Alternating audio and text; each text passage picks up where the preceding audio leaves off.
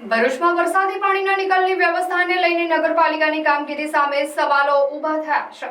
એક તરફ નગરપાલિકાએ લોકોને વરસાદી પાણીનો નિકાલ ભૂગર્ભ ગટરમાં ન કરવા અપીલ કરી છે, તો લોકો કહી રહ્યા છે કે તો પછી પાણીનો નિકાલ ક્યાં કરવો।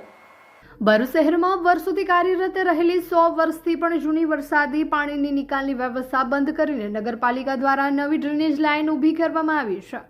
ભારે વરસાદ વચ્ચે નગરપાલિકાના એક લેટરથી સમગ્ર મામલો ચર્ચામાં આવ્યો છે। એક તરફ જૂની વરસાદી પાણીની ડ્રેનેજ લાઇન પૂરી દેવામાં આવી છે, તો બીજી તરફ નવી બનાવવામાં આવેલી ડ્રેનેજ લાઇન પણ વરસાદી પાણીના અસરકારક નિકાલ માટે સક્ષમ ન હોવાની વાત સામે આવી રહી છે। નગરપાલિકા દ્વારા બનાવવામાં આવેલા પમ્પિંગ સ્ટેશન અને સુએજ ટ્રીટમેન્ટ પ્લાન્ટમાં ક્ષમતા કરતાં વધુ પાણી પહોંચતા તે અસરકારક કામગીરી કરી શકતું નથી।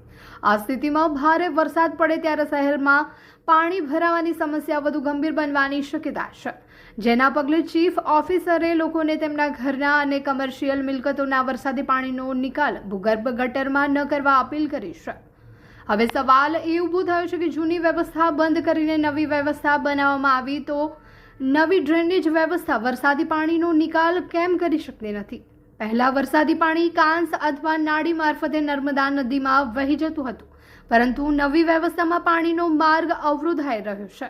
પાણીના નિકાલની અન્ય વ્યવસ્થા પણ ઊભી કરવા સ્થાનિકોની માંગ છે। હવે જોવાનું એ રહેશે કે વર્ષો જૂની વ્યવસ્થા બંધ કરવાનો નિર્ણય ક્યાં આધારે લેવાયો હતો અને નગરપાલિકા આ સમક્ષ સમસ્યાનો કાયમી ઉકેલ ક્યારે લાવે છે।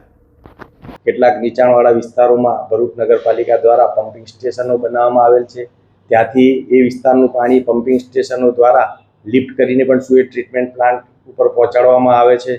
જે વરસાદનું પાણી નગરપાલિકાએ જે અપીલ કરી છે કે ભૂગર્ભ ગટરની ચેમ્બરોમાં વરસાદનું પાણી નહીં નાખવું, એનું મુખ્ય કારણ એ છે કે વરસાદના પાણીની અંદર માટી અને બીજું ઘણું બધું હોય છે, અને એ જો આ ચેમ્બરોમાં જાય તો આ પાઇપોનો ડાયામીટર ખૂબ નાનો હોય છે અને એ ચોકઅપ થવાની શક્યતા પૂરેપૂરી રહેલી હોય છે।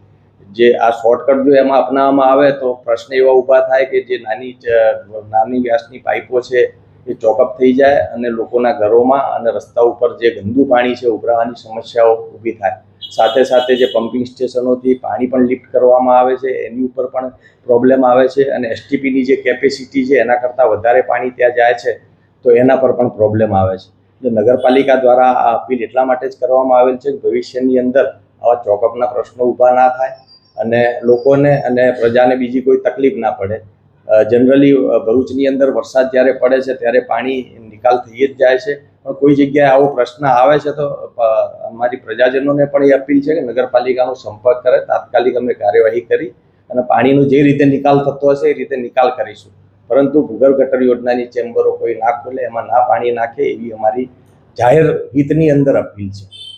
ભરૂચ નગરપાલિકા દ્વારા એક લેટર પ્રસિદ્ધ કરવામાં આવ્યો છે જાહેર જનતા માટે, જેની અંદર વરસાદી પાણી જે છે એનો નિકાલ જે ગટર યોજના ભૂગર્ભ ગટર યોજના છે એમાં ન કરવા બાબતની એક અપીલ કરવામાં આવી છે।